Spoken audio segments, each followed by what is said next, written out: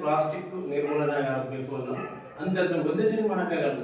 ಈಗ ಮಳೆ ಕರ್ನಾಟಕದಲ್ಲಿ ಒಂದೇ ಸರಿ ಎಲ್ಲ ಕಡೆ ಆಗುತ್ತಾ?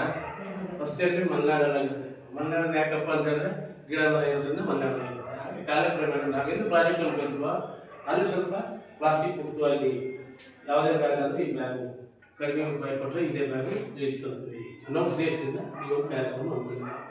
ಆಮೇಲೆ ಪಾಠಶಾಲೆ ಅಂತ ಹೇಳಿದ್ರು ಮೇಡಮ್ ಅಲ್ಲ ಬ್ಯಾಸ್ಕೆಟ್ಗಳು ಮತ್ತು ಈ ಒಂದು ಬ್ಯಾಗ್ ತರಬೇತಿ ಮತ್ತು ಇನ್ನು ಕಂಪ್ಯೂಟರ್ ತರಬೇತಿ ಮತ್ತು ಎಂಗಡಿಗಳು ಸಾಕಷ್ಟು ಹೇಳಿದ್ದಾರೆ.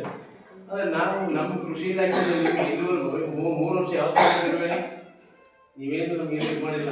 ತರಬೇತಿಗೆ ಬಂದ್ರಿ, ಎಲ್ಲರಿಗೆ ಕಲ್ತ್ರಿ, ವಿಚಾರಗಳನ್ನು ತಿಳ್ಕೊಂಡ್ರಿ, ಆದ್ರೂ ಕೂಡ ನಮ್ಮ ಒಂದು ಇಲಾಖೆ ವತಿಯಿಂದ ನಿಮಗೆ ಏನು ಸಹಾಯಧನ ಅಂತ ಪಡ್ಕೊಂಡಿದ್ದೀರ ಅಲ್ವಾ?